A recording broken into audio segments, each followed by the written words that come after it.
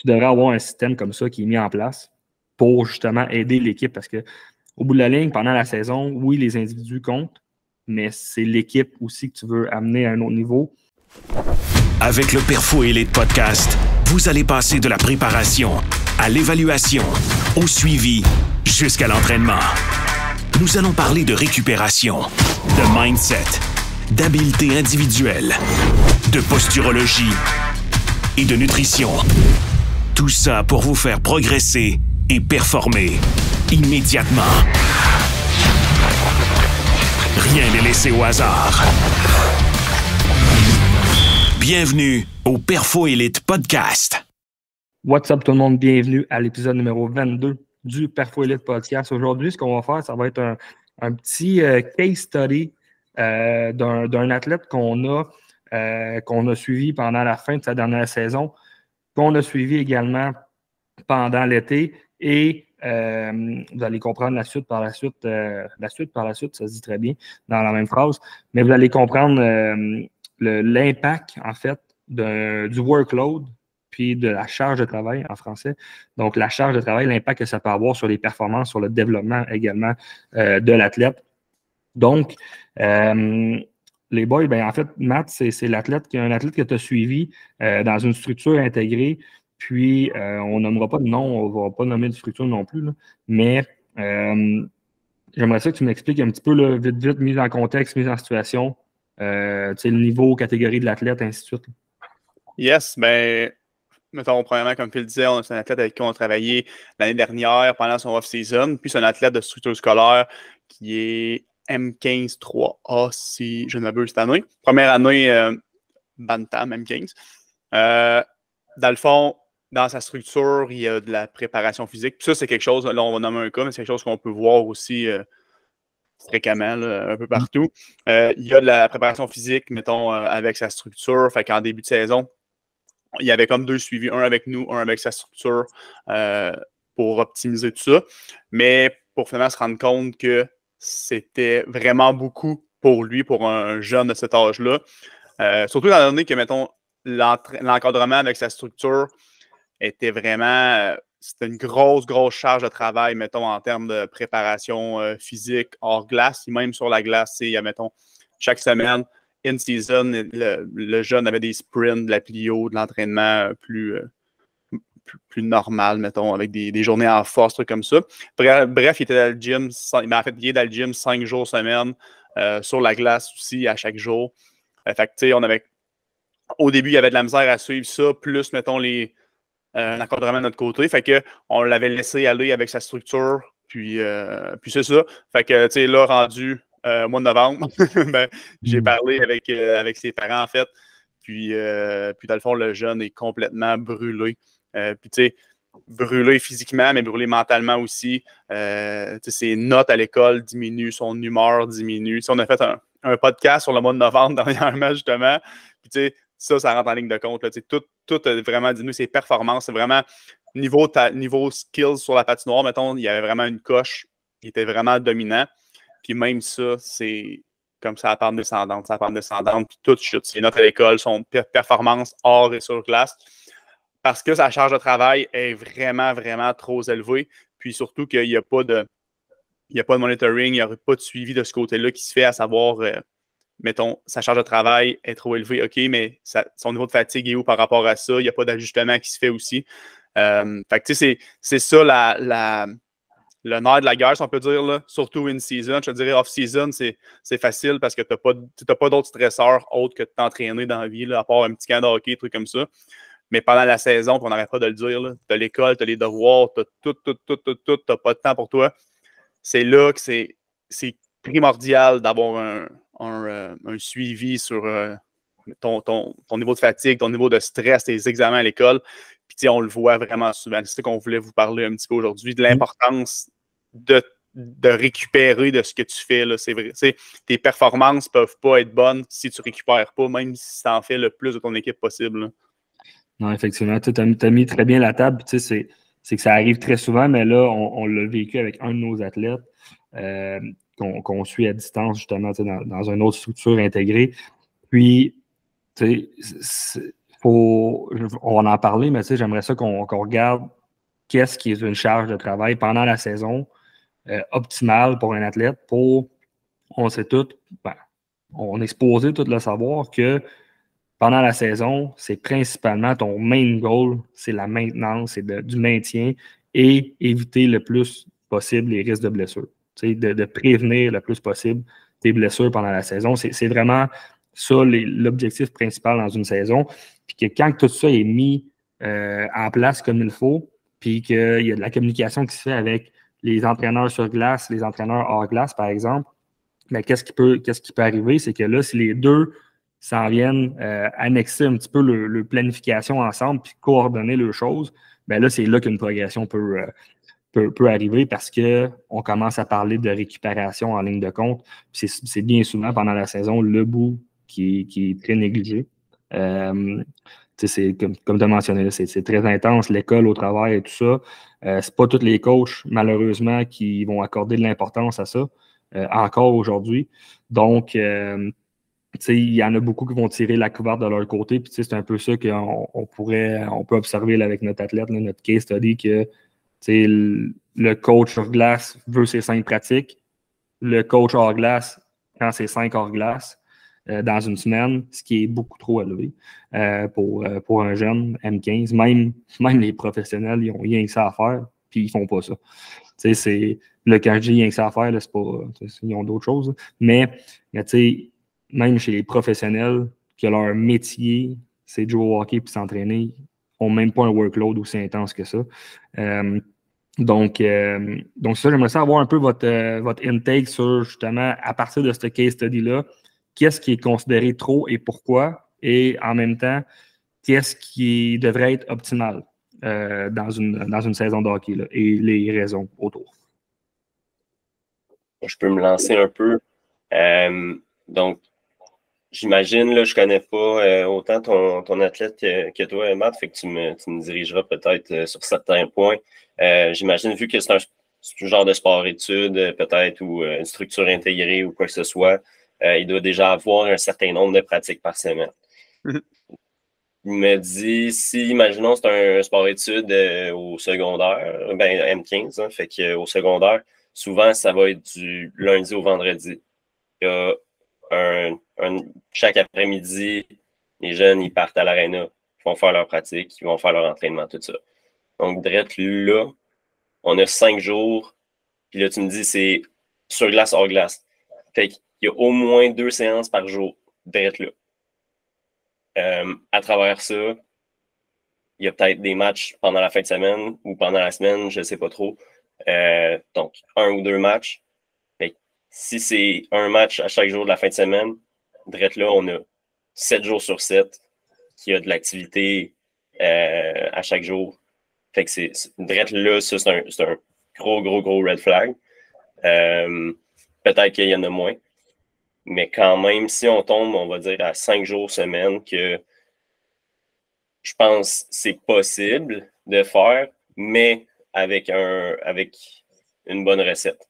Parce que si c'est 5 jours, on va dire les 3 jours de pratique, puis les 2 jours de match. Les 2 jours de match, on le sait, ça va être all-out. Ça va être intense, ça va être une grosse journée en termes d'intensité. Mais si les 3 autres jours, c'est du gros volume et de la grosse intensité aussi, là, puis que les semaines s'accumulent, ils se ressemblent, puis c'est comme un roulement toujours de la même chose.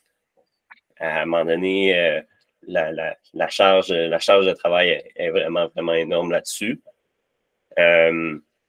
Donc, les entraînements, tout ça, nous, on parle souvent de périodisation. Puis c'est justement pour éviter ces genres de choses-là, c'est éviter qu'on est dans le tapis à chaque jour. Il y a une journée qui va être plus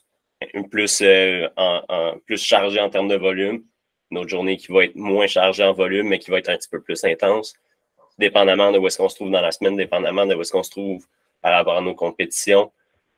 Puis ça y va avec de semaine en semaine, de mois en mois, puis même certaines fois d'année en année. Puis, mettons, pour renchérir là-dessus, là, comme je dis, c'est 100% vrai. Puis, c'est tellement du cas par cas.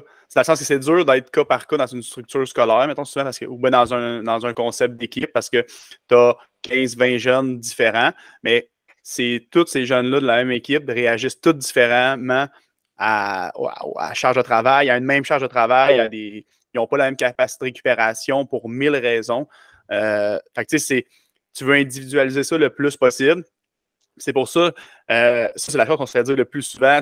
L'off-season, tout le monde donne la go, tout le monde se cherche un préparateur physique, mais quand la saison commence, tout le monde délaisse ça parce qu'ils n'en ont pas de besoin, parce que c'est le hockey qui prime surtout. Puis c'est vrai que le hockey, tes performances à la glace sont les plus importantes, mais c'est là que tu as réellement besoin d'un préparateur physique pour justement calculer, ajuster ta charge de travail à ta réalité, à toi. On a des athlètes pros qu'on s'occupe qu'ils ont du 2 matchs en 2 soirs, du 3 matchs en 3 soirs, souvent selon la ligue, qu'on en voit vraiment souvent. Mais tu ne peux pas donner un plan d'entraînement fixe à cet athlète-là. Putain, voici ton plan pour le prochain mois, on se rejase dans 4 semaines. S'il n'y a pas de suivi de son niveau de fatigue, si tu ne connais pas trop sa capacité de récupération, c'est sûr et certain que ses performances ne seront pas optimales. Fait que c'est encore plus vrai quand c'est un jeune athlète, puis oui, bantam, midget, peu importe, que c'est pas un athlète pro, là, il dort pas, il mange pas, puis il s'entraîne pas comme un athlète pro juste pour faire performer sa glace. Il y a trop de stresseurs autour. Fait que, c'est vraiment du cas par cas. Puis c'est là l'importance d'un suivi. Les athlètes pros, je ne sais pas comment le dire en français, le monitoring se fait à chaque jour, aux 2 jours, souvent les journées de pratique. Mais c'est pas pour rien. Là. T'es mieux de récupérer plus que passer, mettons. Là. Ça, c'est super important. 100%. Puis, tu sais, j'ai 2 points à rajouter sur tout ce que vous avez dit. Tu as mentionné, mettons, Matt, que en tout cas, c'est plus difficile d'individualiser les entraînements en contexte de groupe, d'équipe, parce que justement, c'est pas tout le monde qui va réagir de la même façon, c'est pas tout le monde qui a les mêmes stresseurs, c'est pas tout le monde qui va avoir la même capacité de récupération, et ainsi de suite, parce que c'est influencé par 1001 choses. Donc, c'est là que ça devient important d'avoir un certain suivi / questionnaire que nous, on utilise avec nos athlètes, que ce soit un contexte de groupe ou en privé, où est-ce qu'on va chercher cette information-là qui manque, qu'on ne peut pas avoir nécessairement. Et à partir de là, ben là, ça fait 3 ans qu'on commence qu'on intègre ce genre de système-là dans nos suivis d'équipe. Fait qu'est-ce que ça fait? C'est qu'on commence à avoir beaucoup de données, de data qui nous permettent de pouvoir voir, OK, ouais, à partir de tel niveau, tel seuil, tel threshold, peu importe, pas mal tous les synonymes que j'ai dit là, mais dans différentes langues. Aussitôt qu'on atteint un certain seuil, ben là, OK, là, ça y peut avoir un impact. Fait que là, à partir de ces chiffres-là qu'on a, nos data, ben, ce que ça permet de faire, c'est que ça permet de justement pouvoir classer les athlètes de OK, si toi, tu te classes dans telle situation en ce moment par rapport à ta récupération, et ainsi de suite, ben, tu peux aller comme plus all-in sur ton training. Toi, garde ça avec les mêmes charges que la semaine passée. OK, vous autres, vous êtes commencé à crash down pas mal, réduire les charges ou diminuer le volume. Puis là, c'est là qu'on peut commencer à réindividualiser la chose au lieu de. Parce que individualiser les exercices, le tempo, puis là, ça commence à être une job à temps plein pas mal. Puis même chez les rangs professionnels, ça se fait même pas, là, ou presque peu, l'individualisation à ce point-là. Donc, c'est important de venir chercher ce genre de suivi-là, puis que ça soit normalement, ça c'est ma vision à moi, mais je pense que vous allez partager la même, mais normalement, quand tu as une équipe, tu devrais avoir ça en place. Puis là, on parle de hockey, mais c'est n'importe quel sport là, au bout de la ligne, mais tu devrais avoir un système comme ça qui est mis en place pour justement aider l'équipe, parce que au bout de la ligne, pendant la saison, oui, les individus comptent, mais c'est l'équipe aussi que tu veux amener à un autre niveau. Fait que, si tu vois qu'il y a une moitié qui va super bien, l'autre moitié ne va pas bien, ben, c'est important de réajouter le tir pour les 2 parties, parce que sinon, tu vas faire mal à un ou tu vas faire mal à l'autre. Puis au bout de la ligne, si tu fais mal à un ou à l'autre, tu fais mal à l'équipe au complet. Fait que c'est pas ça que tu veux non plus. Fait que c'est important d'aller justement chercher ce monitoring-là en termes de suivi pour, principalement pendant la saison, le volet récupération. Puis ça va être le sujet du podcast la semaine prochaine, justement un peu le monitoring puis les capacités de récupération, ainsi de suite, qu'est-ce qui peut impacter, parce que sinon on peut en parler pendant des heures et des heures, mais tu sais, c'est ça, c'est vraiment important d'intégrer ce genre de suivi-là avec les équipes. Là. Des choses à ajouter. Bon. mettons que là, clairement que, je veux dire, ben là, c'est arrivé, là, ça prend un fou pour faire donner 5 trainings à la glace, 5 trainings dans le gym semaine intense à un athlète de M15, mais c'est bon, ça s'est fait. Puis ça se fait encore à ce jour. Qu'est-ce qui serait la meilleure charge de travail? On va finir là-dessus, mais qu'est-ce qui serait la meilleure charge de travail optimale pendant une saison? Puis là, je vous mets en contexte. On se dit que pendant la saison, on veut un maintien. Pendant le off-season, c'est là que généralement, on va donner un peu plus de go parce qu'on n'a pas la saison au travers, malgré qu'il y en a qui ont quasiment des saisons 3A. Mais ça, c'est un complètement autre sujet. Mais, tu sais, dans un off-season, généralement, mettons, un athlète hockey mineur va avoir 4 trainings, 5 trainings semaine, probablement 2 à 3 glaces semaine dans le top. Grosso modo, ça serait la picture idéale pour aller chercher un bon gain. Puis de un, il faut que ça soit tout bien planifié, ces deux affaires-là, parce que sinon, ça peut être la pire affaire du monde aussi. Mais ça, c'est pas mal la charge de travail, normalement, qui va se donner. Chez les professionnels, ça va peut-être être un peu plus un 6 trainings semaine dans ces alentours-là, avec 2 à 3 glaces au lieu de 4 trainings semaine. Mais tu sais, 4 à 6 trainings semaine, 2 à 3 glaces par semaine environ pendant l'été. Fait que 6 semaines avant les camps, généralement. C'est ce qu'on va retrouver comme idéal. Ce qui est quand même une grande charge. Puis là, je reviens avec le contexte. Là, présentement, un des athlètes a 5 plus 5. Il y a 10 séances dans sa semaine, plus des matchs. Fait que là, il tombe à énormément de workload, beaucoup plus que s'il serait dans l'été, ce qui est complètement absurde. 0-0 normal. Puis même complètement pour scraper un athlète. Puis c'est ce qu'on commence à voir. C'est juste en termes de hockey. On ne parle pas d'école, on ne parle pas d'amis, tout ça. Comme, tu sais, effectivement, tu sais, comment est-ce que cet athlète-là, tu sais, on veut prôner, mettons, d'aller jouer dehors, d'aller ci, d'aller ça, mais comment est-ce qu'il fait, de un, pour trouver le temps d'y aller, puis d'aller jouer à patinoire dehors, puis avoir du fucking fun, excuse du terme, mais avoir du plaisir à jouer, si il commence à être écœuré du sport, il commence à être écœuré de jouer au hockey parce que c'est juste tout le temps dans le tapis quand ça ne devrait pas l'être. Fait à partir de cette situation-là, qu'on voit clairement que ça, c'est beaucoup, beaucoup trop. Fait qu'on n'est pas obligé de parler qu'est-ce qui est trop. On a un bel exemple. Puis à partir du frame que pour progresser, on a le pattern de l'été que j'ai expliqué.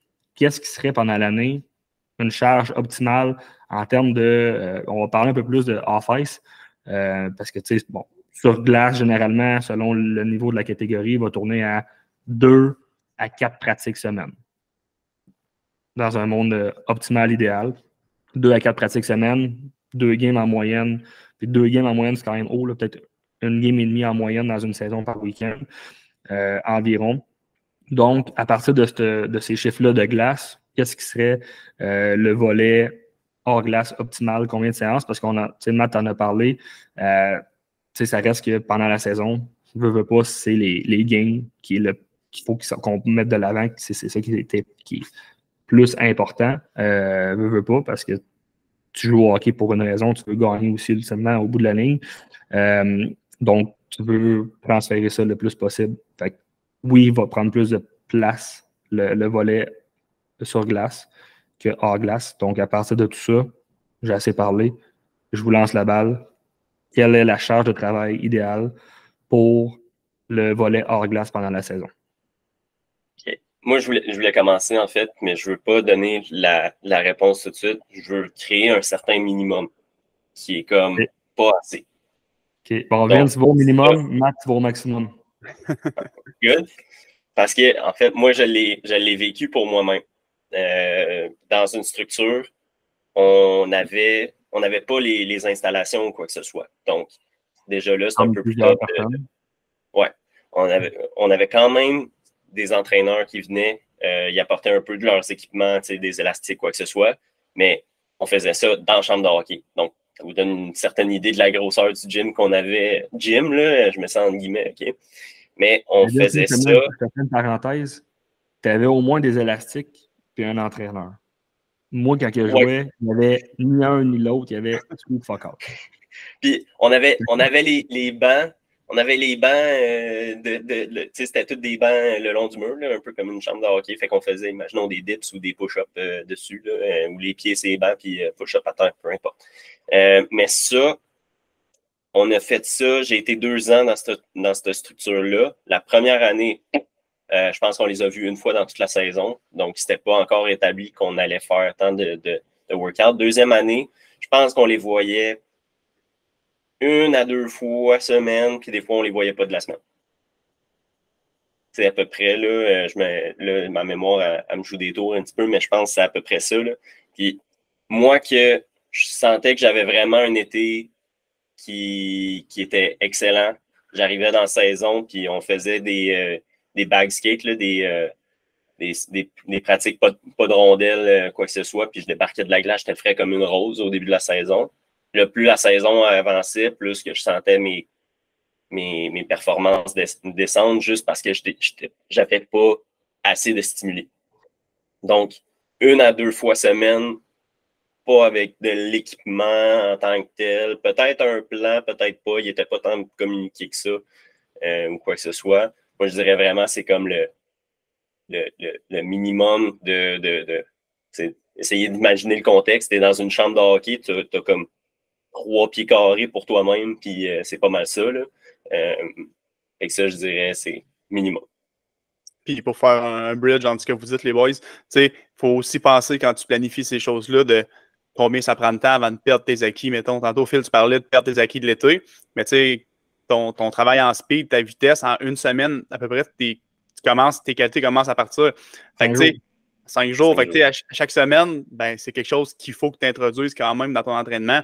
Puis là, je suis pas en train de te dire de faire un entraînement de vitesse, grosse pliométrie à chaque semaine, mais juste d'en introduire dans tes semaines, juste de la stimuler, comme tantôt Phil disait, pour garder cet acquis-là. Tu sais, si tu es jeune, là, tu vas continuer à bâtir quand même, à te développer, même juste en stimulant. Fait que tu sais, il faut que tu gardes en tête ça, tu sais, combien de temps que tu peux passer sans stimuler une qualité. Pas bien, genre. Ça, mettons, pour ramener ce sujet-là, mettons, la vitesse, l'accélération, ça prend 5 jours à commencer à perdre tes gains. Mais tu sais, ça, c'est une des meilleures places pour le faire, puis le maintenir pendant une saison, puis même progresser au niveau cardiovasculaire, aller chercher un gain au niveau de ton VO2 max et tout ça. Pendant la saison, c'est ça glace, littéralement. Les entraîneurs devraient intégrer, puis devraient l'intégrer dans cette optique-là, et non dans l'optique de OK, ça a mal été, les gars. Vous allez pas aujourd'hui. Vous allez faire des suicides aujourd'hui, mountain test 2-3 fois. Ça devrait être intégré 1 fois semaine, au minimum. 12 sprints là, de 6 secondes. C'est rien dans une pratique. Puis c'est rien encore pire dans une semaine. Puis c'est encore rien dans un mois. Là. Mais d'intégrer ça dans les pratiques, c'est là que ça devrait se faire. C'est la meilleure place pour le faire. Littéralement, c'est là que ça se transfère le plus. C'est là que ça se maintient le plus. Fait que, tu sais, ça devrait être fait sur la glace pour laisser le plus de temps possible hors glace à faire d'autres choses qui peut se faire plus efficacement hors glace. Tu sais, c'est pas sur la glace que tu vas gagner en force, généralement. Tu sais. Fait que c'est important de placer les bonnes qualités physiques, surtout pendant un in-season, aux bons endroits pour le maintien, pour la progression, pour la gestion de temps. Puis là, j'en passe, mais ouais, fait que je t'ai coupé un peu, Matt, mais il fallait que je 100%. Puis, tu sais, une bonne façon, tu sais, comme que moi, maintenant je vais parler pour moi, j'aime le faire. C'est, tu sais, exemple, avec des structures scolaires, tu sais, si l'équipe a déjà 2 games dans la fin de semaine, ça glace pratiquement chaque jour, mais tu sais, 2 entraînements bien structurés par semaine. Tu sais, moi, j'aime bien ça, le lundi, ils reviennent dans leur fin de semaine, on prend le temps de se faire un bon stretch au début.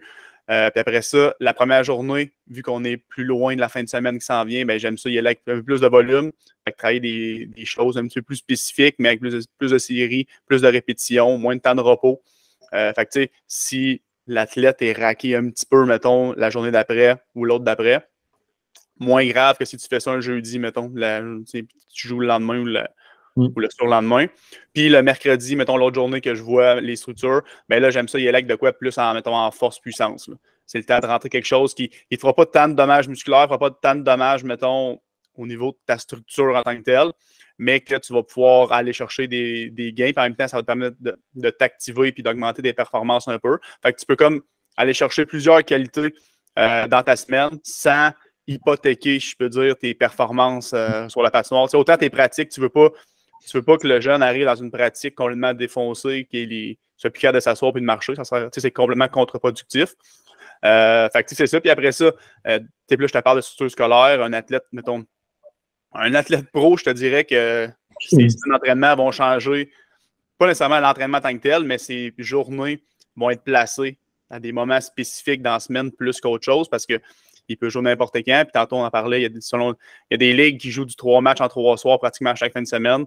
Fait que là, c'est super important. Tu veux aller chercher le maximum de récupération possible. Tu veux aussi stimuler. Fait que il y a comme plein de petits outils que tu peux avoir là, dans un film. Effectivement. Puis, tu sais, pour renchérir là-dessus, justement, tu sais, c'est important de prendre tous ces contextes-là, mettons, aussi, dans la préparation physique, puis de justement travailler des qualités selon une bonne ordre dans la semaine pour ne pas hypothéquer ultimement tes games au week-end. Fait que, tu sais, si je fais un wrap-up, il y aurait un 2 à 4 trainings. Le 4 trainings, là, ça commence à être plus rare dans un in-season. Puis, tu sais, c'est pas 4 trainings intenses. Là, on parle pas de volume, on parle pas d'intensité, on parle pas on parle juste de la fréquence. Là, parce que si tu vas chercher un 4 trainings semaine, ça se peut que t'en aies un que ça soit vraiment juste pour travailler les techniques.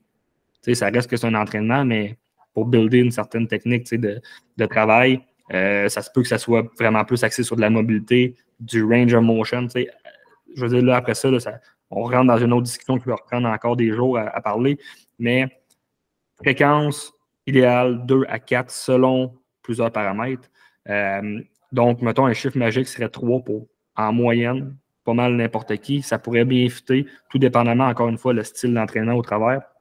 Par exemple, M13, un 3 fois semaine pourrait être super parfait. S'il y en a un qui est plus intense, un qui va être plus, un exemple conditioning, on va dire, qui va peut-être être plus difficile à faire, qui va peut-être avoir plus de dommages, un qui va être axé vraiment plus sur les techniques de mouvement, par exemple, et un autre sur, peu importe, mobilité, whatever. Ça reste que c'est 3 trainings pour un M13.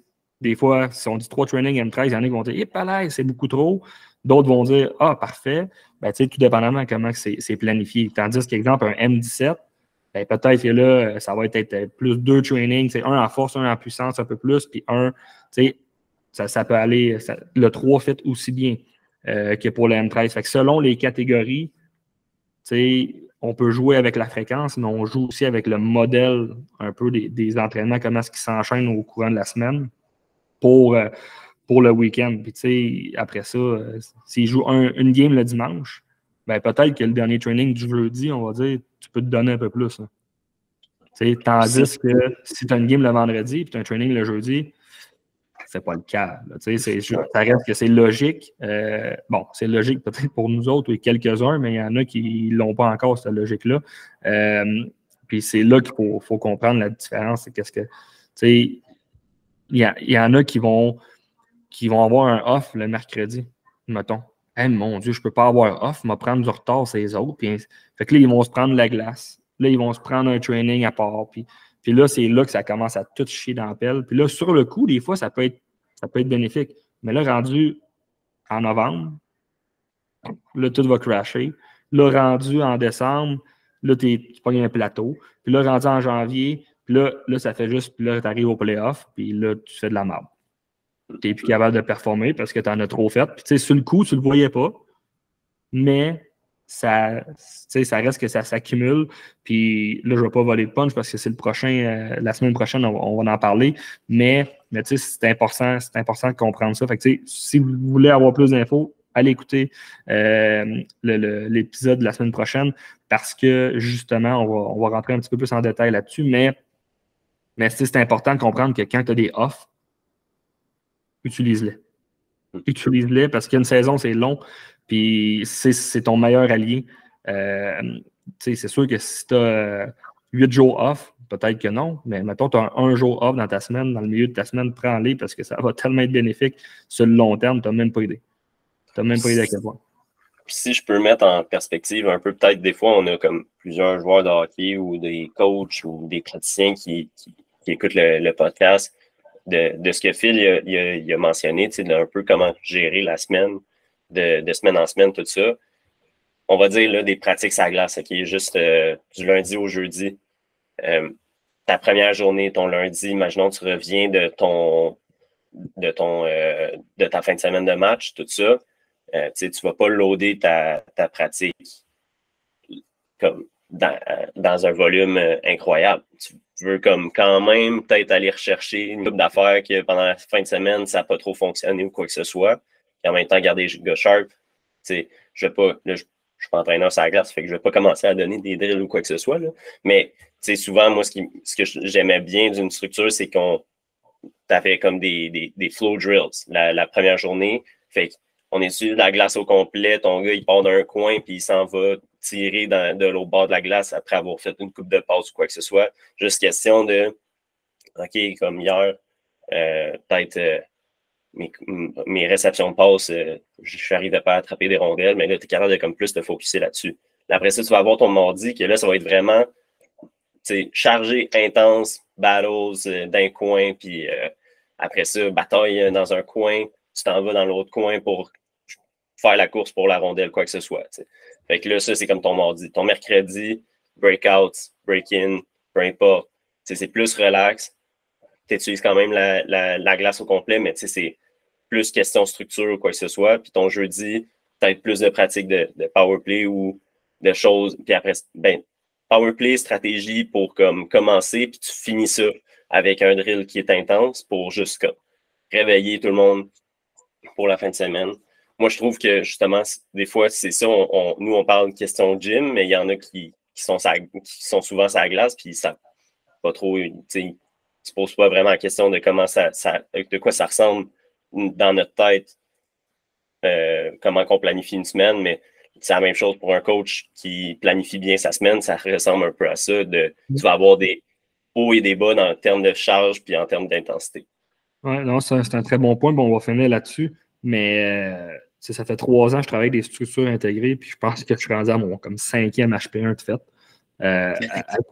À un certain point que malheureusement, les coachs, ils ont vraiment le minding, la vision souvent de gagner, de builder leur équipe et travailler sur ça. C'est beaucoup le côté collectif, peu importe la chose, puis de gagner les matchs. Puis oui, le but ultime reste que c'est ça, mais c'est une fucking ligue de développement. Fait que je m'excuse, mais ton power play puis ton piqué, puis la manière que tu gères ta semaine, bien souvent, plus que la moyenne, c'est de la merde pour un développement athlétique. Genre, littéralement.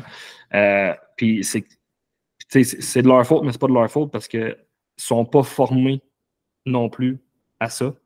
Puis comme je l'ai dit, souvent, ils ont une formation, exemple un HP1, le Hockey Québec, mais bien souvent, ils le font faire par quelqu'un d'autre parce que c'est trop compliqué, la planification, périodisation, je ne veux pas faire ça, c'est ça. Mettons. Fait que tu sais, bien. C'est ça qui devrait au moins se référer, puis je veux dire, je pense qu'ils ont un an à faire obligatoirement de ça, de périodisation. Ils doivent faire leur plan, puis ils doivent expliquer, ils doivent se rapporter à Hockey Québec pour expliquer comment qu'ils ont planifié leur année. Mais puis après ça, je ne sais pas, mais tu sais, est-ce que c'est comme OK, bon, ça c'est fait, paf, paf, mets ça en boule de papier, puis c'est fini. Là, maintenant, je peux coacher. C'est ça. C'est littéralement ça, parce qu'à chaque année, je demande une planification. Il n'y a pas un coach qui est capable de la fournir. Pas un. Il y en a, ils le font quasiment au day-to-day pour certains. Il y en a qui le font à la semaine, mais ils ne le font pas part, ainsi de suite. Fait puis, je suis pas mal sûr, je serais curieux, là. On va finir là-dessus pour vrai, mais je serais curieux de voir le nombre de devoirs / travaux du HP1 dans la Banque de Hockey Québec, puis des comparer, puis voir combien il y en a de différents sur le nombre. Parce que il y en a beaucoup qui demandent le travail de l'autre. Ça c'est une erreur, une erreur du coach, littéralement, genre, pourquoi tu fais ça? Mais 2, au niveau plus haut aussi, Hockey Québec, c'est ça reste que, bon, ils ne peuvent pas tout contrôler, peut-être, ils n'ont pas l'expertise ou le système pour tout ça, mais il reste que, ultimement, c'est comme du plagiat. Puis, je serais curieux, je suis pas mal sûr qu'il y a plus que la moitié du monde ont déjà réutilisé un travail de quelqu'un d'autre. Genre, copy-paste. Okay. Je suis convaincu de ça. Donc, on a dévié un petit peu à la fin, mais c'était intéressant. Donc, ça conclut aujourd'hui le podcast un peu case study qui s'est transformé volet un peu plus théorique.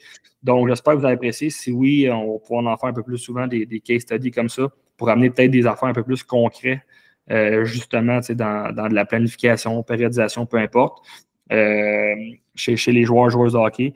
Donc, j'espère que vous avez apprécié. Le prochain podcast va être tout autant intéressant, puis il va un peu aller dans la continuité de celui-ci. Donc, sur ça, je vous souhaite une très bonne fin de journée, puis on se dit à la semaine prochaine.